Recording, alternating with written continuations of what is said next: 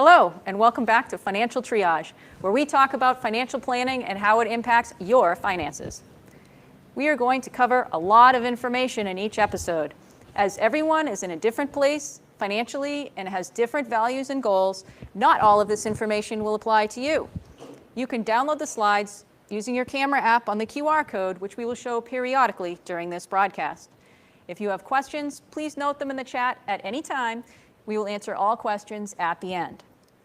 As we are going through these topics, if there is a particular segment, topic, or situation you would like to see a future seminar about, please leave it in the chat or message the organizers at academy@bedfordpresbyterian.org. My name is Jennifer Climo, and I have been providing income tax advice for over 30 years to individuals and couples, and I have been providing financial planning advice to individuals and couples for over 18 years. I am a certified public accountant, CPA, and a certified financial planner, CFP. The views expressed today are mine alone and are not the views of either Bedford Presbyterian Church or Milestone Financial Planning. Nothing you hear today should be considered investment advice. Do not make financial decisions based on this or any other seminar, but instead meet with a qualified financial advisor regarding your specific goals and financial circumstances. Note that almost all financial decisions will impact your income taxes or estate taxes now or in the future, and the tax consequences should be evaluated before you take action. Lastly, past performance of investments does not predict future results. TRIAGE is the acronym we came up for this series of classes. Today's topic is the R in TRIAGE, retirement. At the end of today's class, I hope you will understand more about how to determine if you can afford to retire, how much you can withdraw from your portfolio each year, the types of income in retirement, what to do about health insurance in retirement, and how Social Security impacts your retirement. Retirement is a time when we are stepping away from the employment that got us to where we are and are switching gears to accomplish other goals. Suppose one of you wants to build a tower. Won't you first sit down and estimate the cost to see if you have enough money to complete it? Luke 14:28. One way or the other, you need to see if you have enough resources to retire. When we think of retirement, we don't often think of people who stop working in their 30s or 40s. You may have heard of the FIRE movement. The acronym stands for Financial Independence, Retire Early.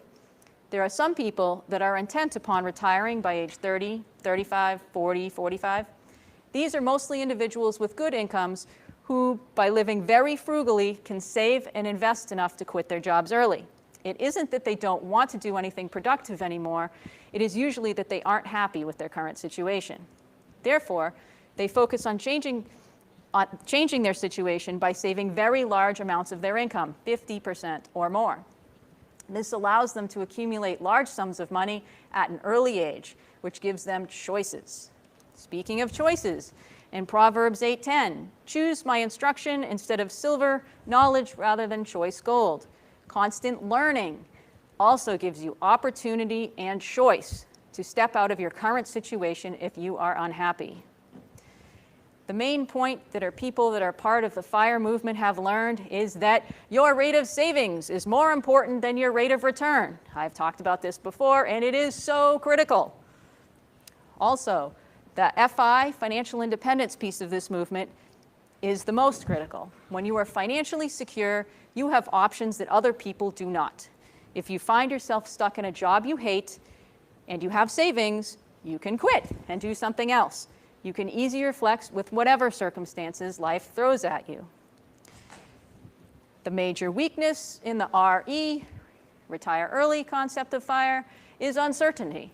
You don't know what life is going to throw at you in terms of disability, death, divorce, economic crisis, pandemic, etc. And if you quit earlier than you have to, you may have shot yourself in the foot financially. A better option might be to position yourself into financial strength so you can quit the job you hate and do something else that you enjoy. Contentment is an important characteristic of people who are successful with money. That's because they think long and hard about the purchases they make and therefore have more money left over to save, invest, and give. The less you have to spend in retirement, the lower amount of money you will need in retirement. If you can reduce your lifestyle spending now, you may be able to retire sooner. How much can I withdraw from my portfolio? You may have heard of the 4% rule. Back in the 1980s, a financial advisor named Bill Bengen did a bunch of research and back-tested it, determining that in a 50% stock, 50% bond portfolio, that if you took 4% per year of the starting portfolio as a distribution, and then increased that amount by inflation each year, you are not likely to run out of money at the end of 30 years. This is known as the, quote, safe withdrawal rate. But that doesn't mean it is always safe, because past performance does not predict future results. Backtesting is taking a certain investment strategy and applying past investment results to see how it holds up. The problem with backtesting any investment idea, as Bill Bengen identified, is that, again, past performance does not predict future results. Just because it's backtested doesn't mean it will work in the future. Additional protections, as he wrote about in later papers, are to refrain from increasing your distributions in down market years, limit the annual increase to what is needed versus what is mathematically calculated if you apply the inflation rate every single year, and or start with a more aggressive portfolio. In addition, note that the 4% is supposed to represent total distributions from the portfolio for the entire year. If you have a $100,000 portfolio and you're taking $4,000 a year, that's 4% of $100,000, or you have a $1 million portfolio and you're taking $40,000 per year, 4% of a $1 million portfolio, then you can't say, oops, I didn't plan for taxes on the $4,000, so I need another $1,000 to pay my taxes. Or $10,000 to pay your taxes on the $1 million portfolio on the $40,000 of distributions. Because what you have just done is taken 5% of your portfolio instead of 4%. So remember, the percentage you take out of your portfolio should be all in, including your taxes. What kinds of income might you have in retirement? There are many different possible income sources you might have in retirement. Investment distributions. Note, I'm not talking about dividends, but total return. Dividends, interest, and the growth of the portfolio. An investment distributions example. If you have a $100,000 brokerage account, let's say it generates $2,000 in dividends and grows by 5% for the year. The account balance is now $107,000. Using the rule of thumb 4%, you take $4,280 from the account. This is more than the income of $2,000, but still allows the account to grow, leaving $102,720 in the account after the first year's distribution. Note that future years' distributions equal the prior year amount increased by inflation, not 4% of the ending year balance. You don't take your portfolio balance times 4% every year. You take the beginning portfolio balance times 4%, and that's the number you take every year, increasing as your expenses rise or with inflation, always making sure it's not too large a percentage of your overall portfolio. What if the balance falls by 5% instead of growing by 5%? In example number 2, we have the same beginning balance of $100,000, the same dividends of $2,000, but the markets were volatile and the account balance falls by 5%, so your year-end total is $97,000. Your 4% distribution is only $3,880, and the year 2 beginning balance is $93,120. Since the next year's distribution is based on this year's amount, you end up taking out less than in the first scenario. Poor returns can impact you early on in retirement. In general, large losses in the stock market are followed by large gains in future years. This slide shows the S&P 500 total cumulative return from 1918 to 2018, 100 years. You will see the bear markets represented in red: the Great Depression, the 1970s, 2001, 2008, 2009, followed by large market movements up in the years that followed all of those years in the blue. Volatility, or stock market swings, works in both directions. The price you pay for higher long-term rates of return is that there is sometimes volatility to the downside. history shows us this negative volatility is temporary. And as long as you can avoid cashing out, you may be better off in the long run. Tiny little font, the bottom of this slide shows that past performance does not predict future performance, and you can't actually invest in an index without fees. Lastly, do not consider this investment advice. Just want to show you that in general, large downswings in the market are usually accompanied by very large, very lengthy upswings. This happened in just my career after 2001, after September 11th, then again in the financial crisis, after the lows of March 2009, everything took off, and again in 2020, which was a much shorter time period when everything tanked in March, it very rapidly regained shortly thereafter, and is still gaining. We will talk more about investments next week in next week's class. But the most dangerous 4 words in investing is this time is different. This time is not different. Those of you over age 35, see if you remember any of these times. The internet will change the rules of investing. Y2K. Terrorist attacks have changed the rules of investing forever. 2001. The financial crisis has changed the rules of investing, 2009. The pandemic has changed everything, including the rules of investing, 2020. No. The rules of investing remain the same. Next week, we will discuss why stocks have value. There are mathematical models that influence stock prices, and these basic rules don't change because of current events.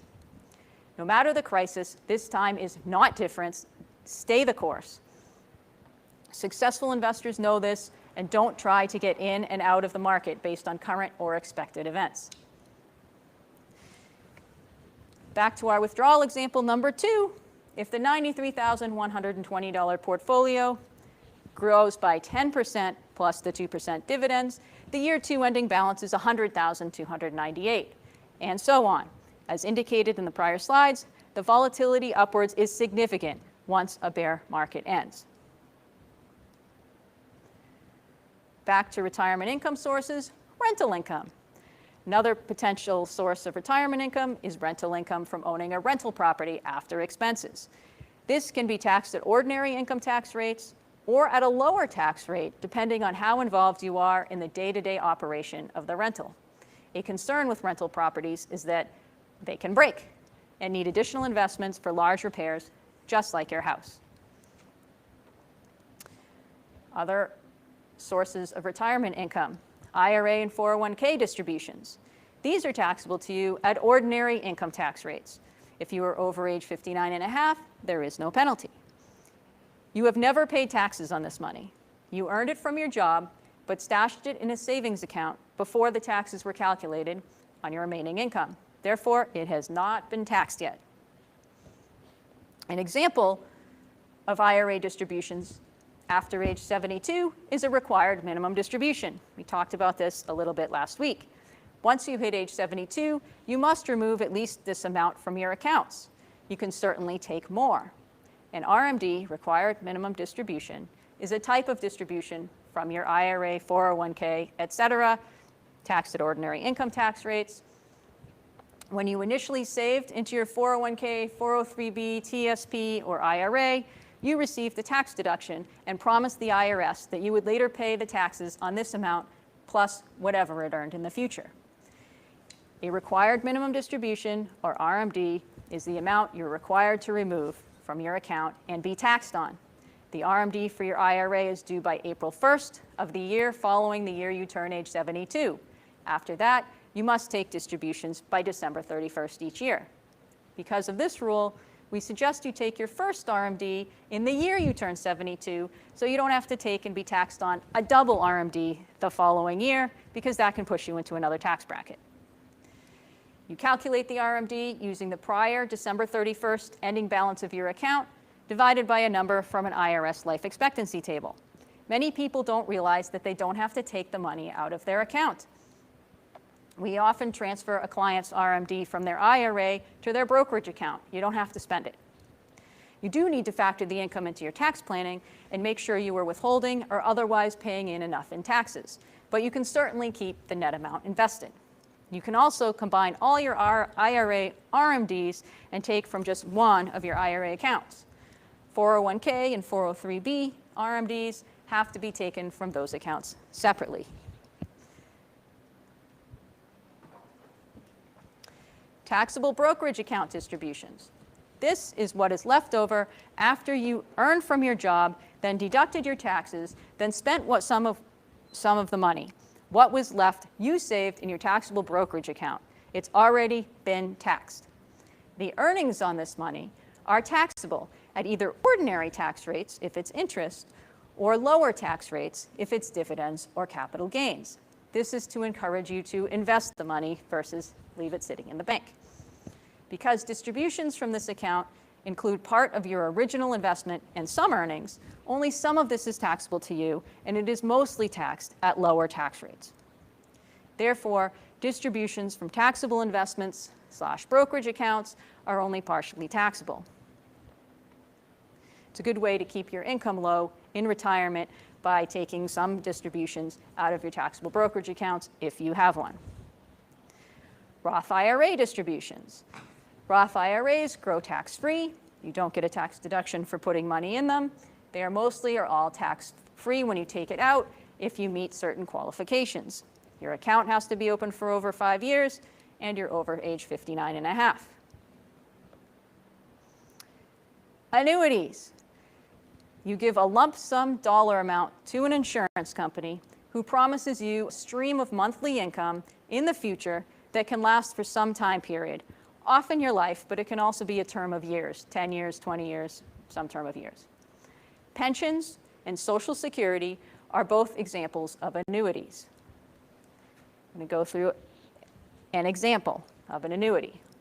You give the insurance company $500,000 and they give you $1,500 for the rest of your life.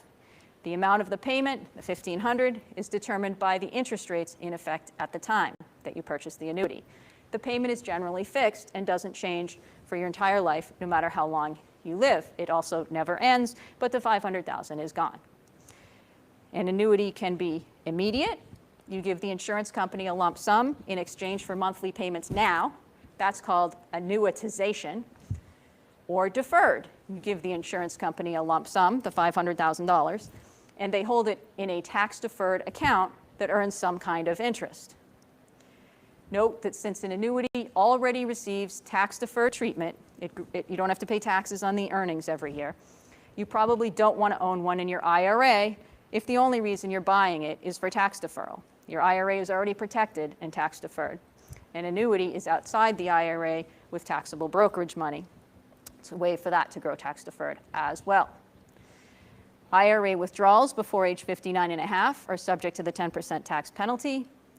The insurance company usually has, not always, usually a 7 to 15-year surrender charge, meaning that you can't cash out of the annuity if you decide you didn't like it or didn't want to be in it. Distributions from the account balance, the $500,000 in this case, before you annuitize it. If you decide you want to take out $10,000 or something like that, then those are taxed as ordinary income first and principal last, unless they're in an IRA, in which case it's all ordinary income. The goal of an annuity is to eventually annuitize it, turn it into the income stream. But that is giving up the account balance in exchange for a monthly stream of payments for some time period. Once you turn it into the stream of payments, unless you purchase life insurance as part of the annuity, the account balance disappears when you die, leaving nothing to heirs. If you did buy the life insurance component, the fees for the annuity are probably very high compared to other investments. Every different feature of the annuity adds another layer of fees to the product, which reduces returns. My preference is to invest the assets and buy life insurance if you need the insurance. It's much cheaper. There is no guarantee a specific portfolio of investments will grow and exceed the payments of the annuity, however. That's how annuities are sold, because they can use the word guarantee, and anyone doing investments cannot. Annuities are used to accumulate your savings tax deferred. However, if you're in a low tax rate, that's not usually the best strategy. You want to use your Roth or your 401k if you're in a low tax rate. If you're not maximizing your 401k, 403b, TSP, and your Roth IRA, you should generally do that before you contribute to an annuity. Annuities can be appropriate in certain situations, but I've seen them be oversold by playing on individuals' lack of understanding about the stock market. In addition, oftentimes, but not always, an annuity sale results in a large commission for the salesperson, which then results in a long period of time where you cannot get out of the investment. That's where the 7 to 15-year surrender penalty usually comes into play. Annuity payments are subject to ordinary income tax rates. Their chief advantage is for high-income people who already have maxed out their 401k and Roth IRA contributions. It gives them additional tax-deferred savings opportunity. Fixed versus variable. You may have heard of fixed annuities versus variable annuities. A fixed annuity receives a fixed interest rate every year as it grows in the account balance before it's annuitized. And then the payment is static, a straight line, the $1,500 a month in my example, for forever, for 30 years, 40 years, however long you live. Variable annuities, the account is invested in stocks and bonds, and they can grow at higher rates. Those also tend to have higher fees on an annual basis than a fixed annuity. Uses of annuities. As we talked about, if you need more tax deferral than your 401k or IRA, a guaranteed income stream, even if that income stream never increases, it is guaranteed for a period of time, oftentimes your life. They can be useful for people who don't like the volatility of the stock market and would prefer a guaranteed income stream, but you'd want to make sure they understand what they are giving up to get that. In most cases, the highest wealth will be built by investing the assets, not buying an annuity. And I would caution you, if you're going to buy an annuity, make sure you read the contract and understand the provisions. Hypothetical example. This is back in 2009 when interest rates were higher. Shows the annuity payment on your hypothetical $500,000 might have been, back at that time, you got an immediate annuity, you might be able to get $2,500 a month. Now, if you go back to our 4% rule, 500,000, we know we don't want to take out more than 4% of our investment portfolio, so we're looking at $1,666 a month. That's lower than $2,500. Annuity comes out ahead. It's great. There is a period of time where that makes sense, and then there's an age as the years go by and your investment distributions keep going up because your portfolio balance keeps growing because it is properly diversified and has an appropriate allocation to stocks versus bonds, that the investment portfolio distribution is greater than the original this $2,500 a month that the annuity is providing steady Eddie every single month. And at the end of many, many years, you die, there is no balance in your annuity. Nothing goes to the heirs. In this case, we didn't buy the life insurance component. If you have your investment portfolio, the whole ending balance goes to the heirs. This is why I was saying that in general, you will have greater wealth with an investment portfolio than you will with an annuity, but it is a trade-off because obviously there is risk with an investment portfolio and there is potentially a lot less risk with a guaranteed annuity. Pluses and minuses. Now today, if you look at getting an annuity, interest rates are much, much lower. And I did actually recently look at annuity rates for somebody. And on the same $500,000 portfolio, we could get about $1,500 a month, when we know the investment portfolio can provide them approximately $1,666 a month, increasing each year over time. Now, yes, there are some years in down markets that we might suggest to clients, you know what, don't take that inflation increase this year because, pandemic, we're in a pandemic. And, that's just a smart thing to do. Whereas the annuity is guaranteed, $1,500 a month, forever. But over time, the investment portfolio usually does win out, especially in interest rates are pretty low today. Pensions. A pension is a kind of an annuity. Pensions are a stream of income for a certain period of time, almost always your life. They generally don't increase over time, which is one of their greatest limitations. Most private pensions have been frozen. Most existing pensions are from governments. Pension payments are taxable at ordinary income tax rates. Pensions are great because they are guaranteed income, and they are terrible because other than Social Security, they usually don't increase, as does the cost of living. Some government pensions are great because they come with a health insurance subsidy for life for you and your spouse. One example of this is the Massachusetts Teacher Association. Mass teachers get great pensions, not for the money, but really for the health benefits. There is also, in a pension, no lump sum from you to draw from or to leave your heirs, although there can be some kind of continuance payments for a spouse if you choose that option when you start collecting the pension in exchange for a lower current payment for you. Social Security is another form of an annuity, but it is inflation adjusted. This is a great benefit as it tries to keep up with inflation. We'll talk about this in a little bit. Private pensions can sometimes be rolled out to your IRA. A lot of companies, private companies, are sending letters out saying, hey, if you want to take this as a lump sum, we'll give you X dollars, or you can take the Y dollars a month, just like our annuity example.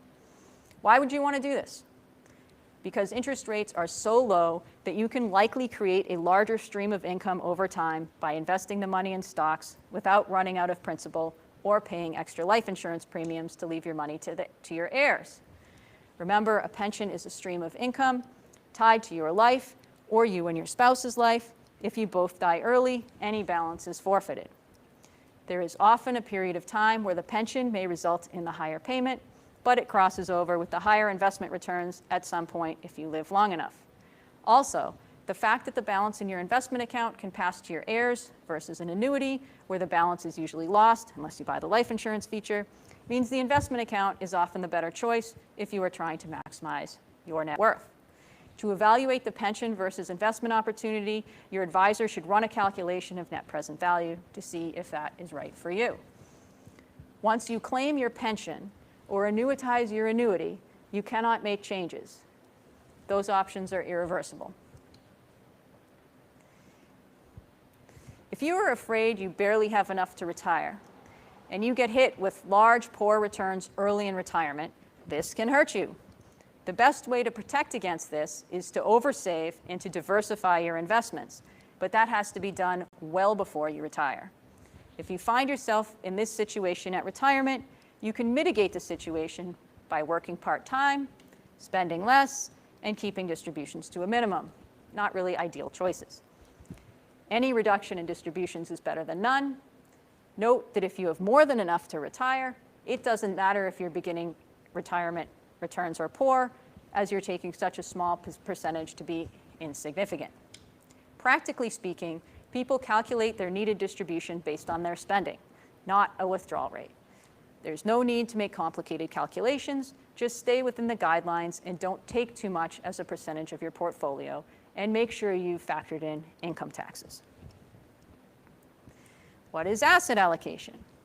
Asset allocation is the percentage of your portfolio invested in stocks versus bonds and cash. When we say 80-20 or 60-40, we're talking about the percentage of your assets invested in stocks versus fixed income, bonds, cash. Your asset allocation impacts your withdrawal rate.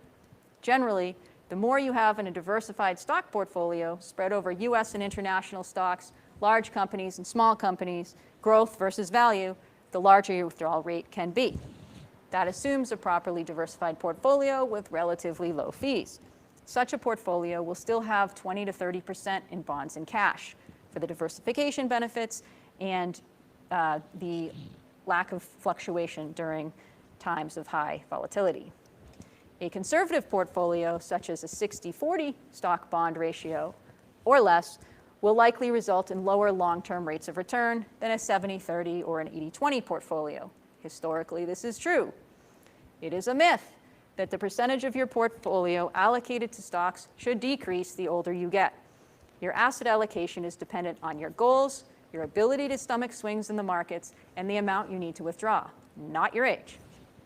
In real life, people tell me how much they need to spend, and I determine if their portfolio can sustain that amount of distributions.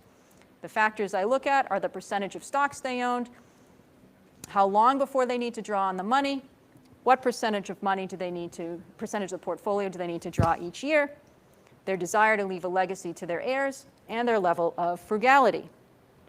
My retired clients who inherited stocks from their parents late in life, my clients in their 60s and their parents are in their 90s, and their parents own stocks all their life, they tend to be the ones with the best understanding of this concept.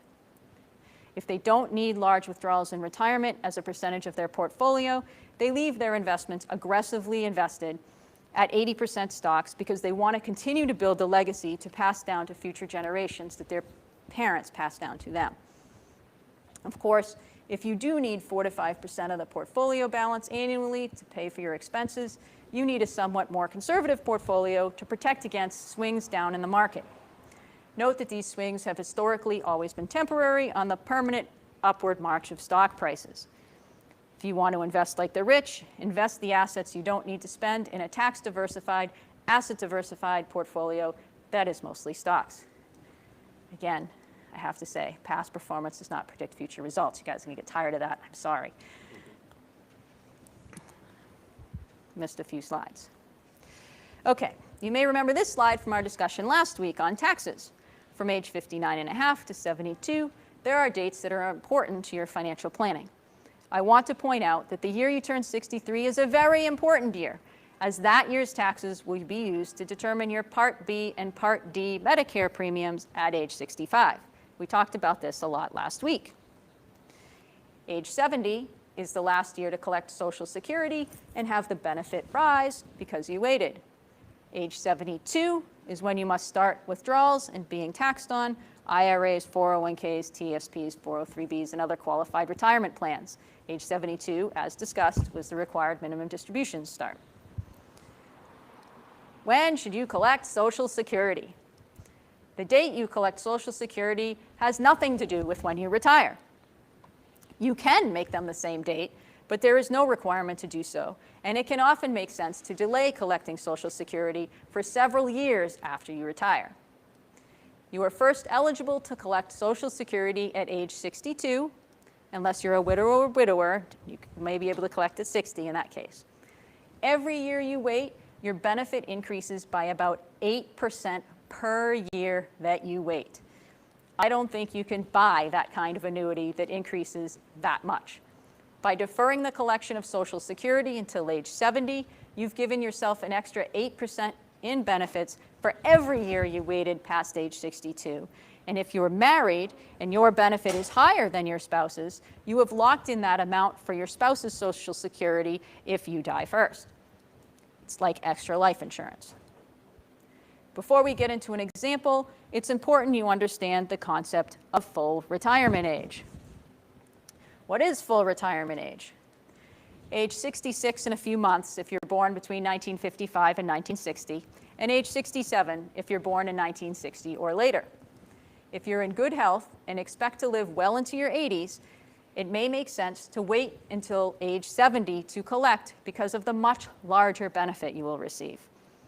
If you are still working and earning more than $18,000 a year, you should not collect Social Security until after your full retirement age, or they will claw it back at the end of the year. An example of how Social Security might work is Jane and Jim Doe. Jane earns $200,000. She has a great job. Jim doesn't work. He stayed home and took care of the kids. Jane is born after 1960, and her full retirement age is age 67. Her FRA, which is full retirement age, her FRA benefit is $3,000 per month. That's her age 67 benefit. However, she waits until age 70 to collect, and her benefit therefore increases to $3,780, which is the 3,000 times 8% times 8% times 8%. Jim collects at the same time, but his benefit, while his wife is alive, is based on her FRA, her full retirement age benefit of $3,000. He gets to collect half of that. Non-working spouses get to collect you can either collect on your own record or you can collect half of your spouse's FRA benefit. If Jane dies, Jim's benefit rises to what she was collecting, which was $3,780. That's the extra life insurance by waiting till age 70. By deferring Social Security, You've also given yourself a few years of room for tax strategies in between the year you retire and your income falls and when you collect. These are the years to be making partial Roth conversions at a relatively low tax cost, as long as it is before 2032, when Roth conversions may go away for people earning more than $400,000 single, $450,000 married filing joint. That's not yet law, but proposed. You can go back and listen to our taxes episode of Triage from last week. Hear all about that. Of course, if you die young, say in your early 70s, this strategy probably wasn't the best. So your health and life expectancy does factor into this decision. If you tell me when you're going to die, I can tell you when to collect Social Security with a lot less uncertainty. For most people, age 62 is the earliest you can collect. Most people do collect at this age due to misinformation or cash flow needs. As mentioned above, if you collect Social Security before your full retirement age, then it may be clawed back if you earn more than about $18,000 a year working. There are thousands of different Social Security claiming strategies. Another example of one is if you have minor children. You would have to probably be a second marriage or have had children really late in life to be over age 67 and have minor children. But you should probably collect at full retirement age in that situation, because your children can also collect if you have minor children. And this income is not taxed at all because it's payable to the kids who don't work, they don't have other income, unless they have substantially other income. By the time you're age 70, if you waited till age 70, they may have aged out of collection because they have to be minor children, 18 or under, for you to be able to collect on them, for them. Can I afford to retire? Well, what are your expenses? Let's assume you're age 67 with a very generous 401k of $1.5 million. For the sake of discussion, we'll use the 4% rule for this calculation. 4% of $1.5 million is $60,000. Say you spend $10,000 on real estate taxes, $9,000 in mortgage interest, and $10,000 in charity. Your mortgage payment, including escrows, is $2,500 a month. You start collecting Social Security of $3,000 a month, and your spouse collects half, or $1,500, because they were non-working. You pay $13,000 in income taxes. That's based on this entire scenario. You don't pay FICA or Medicare taxes because you've stopped working. Your net income is $60,000 from your 401k, $54,000 from the $4,500 a month in Social Security between you and your spouse, less $13,000 in income taxes, is $101,000 per year, or $8,400 per month. Your expenses are similar to what they were when you were working, except you're no longer saving, and you're paying an additional $1,200 a month for health insurance and medical costs. Therefore, your total expenses are about $9,700 a month. You're short $1,300 a month. Either you need to cut spending by that amount, take 5% of your portfolio instead of 4%, or earn $15,000 a year from some kind of part-time job. Note that if you take more from your 401k, your taxes are going to go up, so that isn't a great solution. Alternatively, you can plan your savings during your working years so your mortgage is paid off, which will save about $1,500 a month in this example.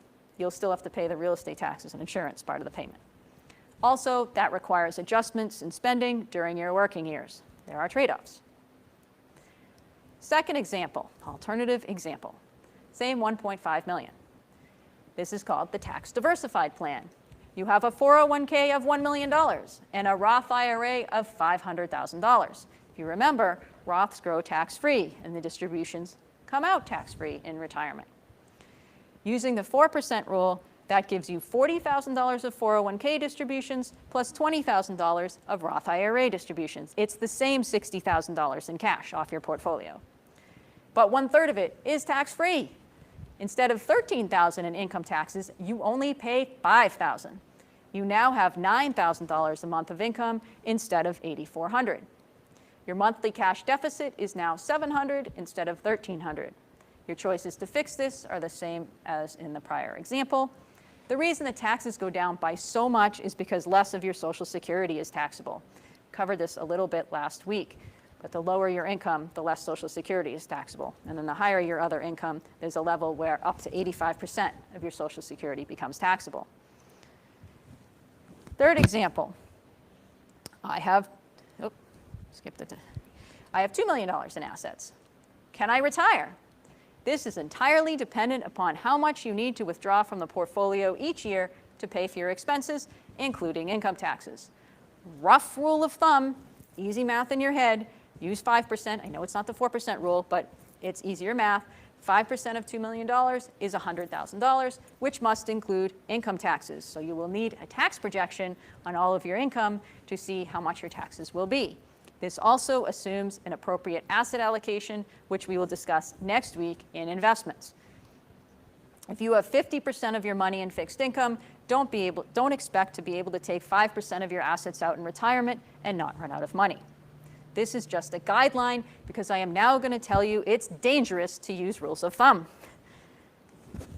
Withdrawal strategies. Use a tax-efficient plan for withdrawal. Again, you need to prepare a tax projection for each year to determine the impact of your withdrawals using your current income and tax laws in effect at the time. Relying on any kind of rule of thumb can be detrimental to your finances. A low tax bracket is a terrible thing to waste. You should be making partial Roth conversions when you have low-income years, depending on your situation. We often take distributions from the taxable brokerage accounts, if there are assets there, first in retirement. We try to spread the IRA income over time to spread the tax impact. However, if all you have is an IRA from your 401k, you have no Roth, no taxable, your choices are limited, and as we talked about last week, you're sitting on a giant income tax bomb. You will spend your working life stuffing money into tax-deferred accounts and your 60s and beyond trying to get money out of your tax-deferred accounts in a tax-efficient manner. It is important to pay attention to your tax bracket when deciding which account to contribute to, tax-deferred or Roth. Many people start out in a low tax bracket in their 20s, and by the time they retire, they are in a much higher tax bracket because their income has risen over the years as they move through their career. You don't need a tax deduction of 12% when you're 21 to have the money come back out when you're in your 60s in the 24% or higher tax bracket. That just doesn't make sense. That's why we tell folks that are in low tax brackets, especially young folks, start contributing to your Roth 403b and your Roth IRA when you're young while you can. Save and invest your HSAs to cover your medical costs in retirement. We talked about HSAs last week. Switch to tax-deferred accounts when your tax bracket is high. Currently, I mean, this depends on tax rates, but right now, if your tax bracket is above about 30%, then it might make sense to contribute to a tax-deferred 401k or IRA. Save, save, save. Remember, your rate of savings is more important than your rate of return. Side note, you don't have to save only in a tax-deferred or tax-free account like a 401k or a Roth IRA. You can also save in a brokerage account. It is advantageous to have choices in retirement. I would now caution people not to save too much in qualified IRA, 401k, Roth IRA accounts, because if they surpass $10 million, combined in all your retirement accounts, as we discussed last week, you may be forced into taking large distributions in future years. Although that law hasn't passed just yet, that's what's being talked about. $10 million sounds like a lot of money, but inflation. That may be how we get out of this spending all this money, is with inflation. And if inflation keeps going up, I don't know if you remember the 70s, but things that seemed cheap then got really expensive really quick and stayed that way. What can you do about health insurance in retirement? If you are under age 65 and not eligible for Medicare but retired, then you're looking at buying a health insurance plan through the exchange. There is now an even greater incentive to keep your income low during these years, so you qualify for a health care subsidy, which is now limited to 8.5% of your household income for people with incomes above 400% of the poverty level. Health insurance as a percentage of your income limits are lower for incomes lower than that level. The subsidy cliff was temporarily eliminated in past legislation, and this is made permanent in the proposed new tax law that has not yet passed yet. The subsidy cliff basically was if you might have a $12,000 health insurance subsidy, but if your income was $1 over these limits, you lost all $12,000. Cliff. even with an HSA eligible high deductible plan, you're looking at paying $500 a month per person if you're in your 40s for health insurance, gradually increasing into $1,000 per month per person if you're in your 60s for health insurance, if you're under age 65 and you don't qualify for a health subsidy. If your income is low enough, you can receive a subsidy for your health insurance, which is paid in the form of a tax credit. They used to reconcile the tax credit on your tax return, the amount you actually should have gotten based on your income. And the problem is most people don't know how to estimate their income correctly because of how the tax code works. So they were getting hit on their tax return with large repayment amounts. That's why they passed this new legislation to fix that. So now you don't need to repay if you overestimated your subsidy, except for instances of fraud or purposely understating your income. Medicare. Medicare is applicable to people over age 65 that paid in a certain amount of Medicare taxes during their working years. There's a lot of alphabet soup here. Be patient. Part A. There's parts and there's plans. Part A is hospital insurance and is free. Part B is medical insurance. Those premiums are currently paid to the government. They're about $150 per month per person, and they're dependent upon your income. The base level is $150, and we talked about last week, and there was a slide on if your income gets above certain levels, then the premium goes up. Part D premiums are for prescriptions. Notice we skipped Part C. These are also income dependent. You also need to purchase, you have Medicare, your $150 a month or whatever your premium is based on your income.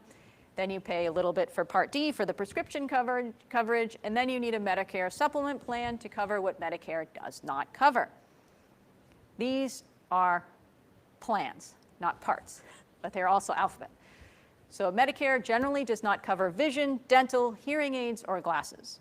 If you're over age 60, you should plan for combined health insurance premiums of about $400 a month, that includes the $150, plus medical expenses of another $250 a month per person, more if you're subject to the higher Medicare premiums because of your income. Those are known as IRMA, I don't know, and are the extra tax on high income that we discussed last week. So whatever happened to Part C? Part A is the hospital insurance, Part B is medical insurance, Part D is prescriptions. Part C is an HMO plan that covers A, B, and D all in one plan. It's usually very cheap, but it has downsides, the same downsides as there are with any HMO. It's extremely limited coverage. But it can be very inexpensive. We'll talk more about HMOs in our presentation on asset protection in a couple of weeks, which covers different types of insurance. Your choices for a Medicare supplement plan are the HMO, known as Part C coverage, or the choice of an alphabet soup of plans ranging from A to N. Not to be confused with parts, Part A, B, C, and D of Medicare. The plans, Plan F, used to be the most comprehensive and also the most expensive, but it has been phased out for new Medicare recipients, and it's getting more expensive every year for the people that are still on it because they base premiums based on usage. Plan G is now the most comprehensive. Compared to Plan F, Plan G just doesn't pay the $203 per year Medicare deductible. In the scheme of health insurance, that's a fairly small dollar amount, so we're recommending Plan G at the current time for Medicare supplements. Sneak peek. Next week, join us to discuss investments, including types of investments, diversification, rebalancing, and yes, Bitcoin. Retirement summary. I've had a lot of clients retire successfully in the past 2 years due to spending many years saving diligently, being appropriately invested, and planning to stay within the guidelines for withdrawal percentages. I have had other clients retire and plan on taking too much out of their portfolio early in retirement. Where this can sustain itself for some years, their chance of running out of money in their lifetime is much higher than others. The calculation of whether or not you can retire can get very complicated based on expected inflation rates, rates of return, risk tolerance, asset allocation, expected spending today and in the future, which changes, one-time expenses, tax rates and how they affect you, when to collect Social Security, etc. qualified financial advisor should be able to run all these calculations through interactive software to give you some answers. What I would like to do, if anyone is interested, is take some hypothetical retirement examples. Does anyone want to give me details for a hypothetical retiring individual or couple, or ask any other questions about retirement?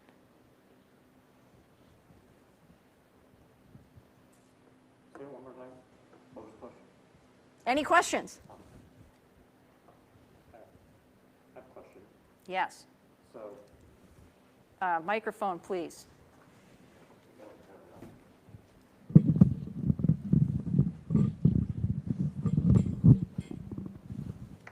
testing. All right. So my question is, if I recently went back to school and got a degree, graduated in December, and so I'll be switching careers to a cybersecurity. I am 52. Is it even worth starting a retirement account at that age? Yes. Yes. Great. All right. Save, save, save. So it depends on your tax bracket whether you should start, well, it depends on if you're going to be self-employed or have a job. I'll have a job, hopefully. So if you have a job, hopefully they will offer a 401k. If they offer a 401k, hopefully they will have either a Roth 401k or a regular 401k. Really depends on what other accounts you have, but it's never too late to save. Never too late to save. You are still very young, especially if you're going to be working till 65 or later, and depending on assets, I mean, you have to have resources to retire. Pretty much nobody can live just on Social Security. So definitely save, save, save. But it's a complicated question where you should save, because it depends on your specific situation. Thank you. Any other questions?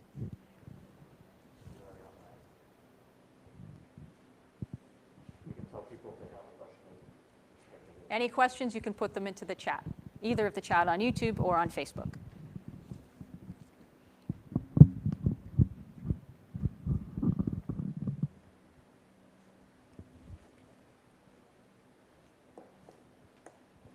Okay. Well, thank you very much. Yes.